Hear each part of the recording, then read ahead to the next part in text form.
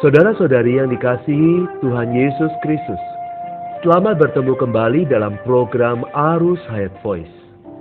Tema kali ini adalah Kasih Allah, Sumber Karunia Keselamatan. Pembacaan Alkitab diambil dari kitab Yohanes pasal 3 ayat 16. Karena begitu besar kasih Allah akan dunia ini, sehingga Ia telah mengaruniakan anaknya yang tunggal, supaya setiap orang yang percaya kepadanya tidak binasa, melainkan beroleh hidup yang kekal. Keadaan manusia yang berada di dalam dosa dan maut menyatakan manusia memerlukan karunia keselamatan. Kasih Allah menyatakan sumber dari karunia keselamatan itu. Kalau Allah tidak mempunyai kasih, manusia tidak akan mendapatkan keselamatan. Apakah kasih Allah? Kasih Allah adalah hati Allah. Meskipun prosedur Allah adalah adil, meskipun sifat Allah adalah kudus, tetapi hati Allah adalah kasih. Kasihnya yang besar ini tidak saja menyebabkan Dia mengasihi orang dosa, juga menyebabkan Dia mengasihi kita yang mati karena pelanggaran-pelanggaran dan dosa-dosa kita. Juga membangkitkan kita dan membangkitkan kita ke surga bersama-sama dengan Kristus. Allah tidak bisa hanya mengasihi kita tanpa melakukan sesuatu untuk kita. Perkara yang paling besar yang Allah kerjakan untuk kita adalah menggenapkan karunia keselamatan bagi kita. Untuk itu Allah sengaja mengaruniakan anaknya yang tunggal kepada kita, agar kita mengetahui betapa besarnya kasih Allah kepada kita.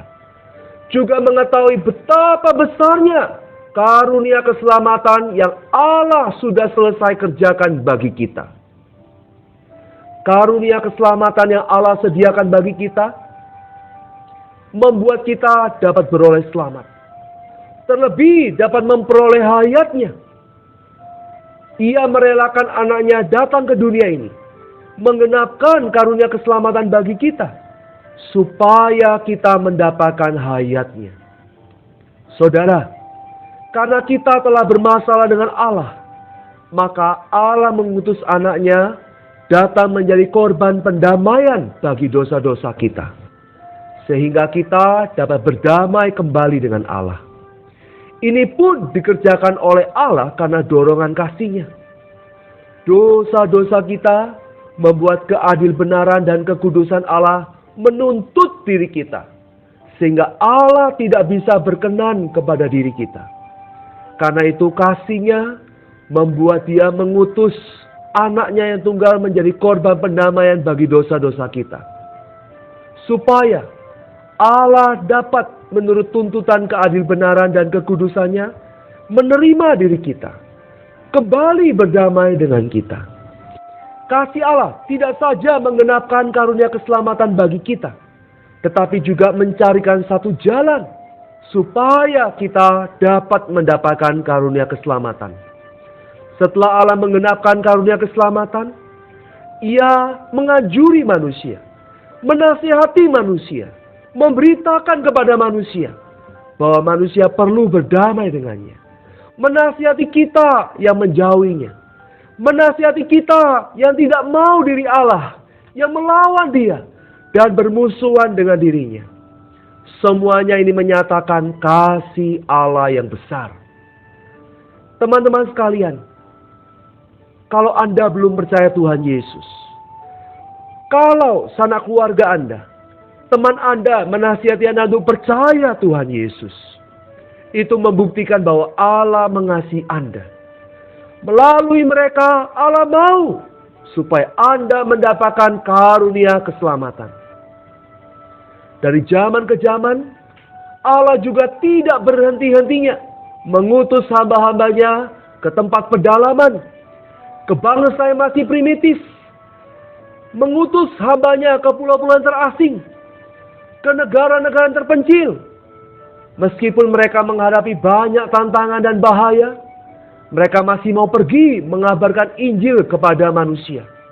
Mengapa demikian? Itu tak lain karena kasih Allah mendesak mereka datang. Allah senang dengan kasih-Nya mendorong manusia pergi mengundang orang lain menerima karunia keselamatan. Saudara, kasih Allah tidak saja menyebabkan Dia mengutus hamba-Nya pergi memberitakan Injil. Kasih Allah juga menyuruh Roh Kudus Ia karuniakan menyertai hamba-hambanya, bekerja di dalam hati manusia. Ketika kita memberitakan, menjelaskan firman Tuhan, Roh Kudus bekerja sehingga orang mau tidak mau harus percaya. Roh Kudus terus mengikuti kita, membuktikan bahwa Injil Allah menggerakkan hati orang, supaya orang mau tidak mau harus percaya. Banyak orang yang hatinya sangat keras. Banyak orang yang melawan Allah dengan hebat. Kalau bukan Allah dengan kuasa-Nya menghancurkan hati mereka yang keras, mematahkan tekad mereka yang tegar, mereka pasti selamanya tidak bisa bertobat, percaya dan menerima karunia keselamatan. Dan ketika kuasa Allah bekerja, orang yang bagaimanapun kerasnya, orang yang bagaimanapun kakunya, juga tidak bisa tidak bertobat. Tidak bisa tidak percaya. Ini juga adalah kasih Allah. Alkitab dengan jelas memberitahu karunia keselamatan Allah kepada kita, sehingga kita mempunyai hikmat yang bisa mengerti karunia keselamatan Allah. Ini pun disediakan oleh kasih Allah kepada kita. Allah dengan kuasa pengaturannya membuat Alkitab dapat diterjemahkan ke dalam berbagai bahasa, supaya berbagai macam orang bisa membacanya, bisa memahaminya, supaya manusia bisa menerima karunia keselamatannya. Maka apa yang dipersiapkan oleh kasih-Nya itu sungguh sangat lengkap dan sempurna. Puji syukur kepada Tuhan. Kasih Allah adalah sumber karunia keselamatan. Mari kita berdoa. Ya Bapa, terima kasih untuk kasih-Mu yang sangat besar bagi kami manusia yang berdosa. Kami seharusnya binasa karena pelanggaran dan dosa-dosa kami. Kami memuji hati kasih-Mu yang tidak pernah putus asa dan memberikan karunia keselamatan pada kami. Meski kami melawan Engkau, menjauhi Engkau, Engkau tetap setia memanggil kami melalui Injil-Mu. Engkau memberikan begitu banyak sarana, menyiapkan begitu banyak hal, supaya kami bisa bertobat dan menerima keselamatan-Mu yang kekal. Terima kasih Tuhan, di dalam nama Tuhan Yesus kami berdoa dan mengucap syukur. Amin. Demikianlah firman Tuhan. Sampai bertemu di kesempatan berikutnya. Kasih karunia Tuhan Yesus menyertai roh kita sekalian. Amin.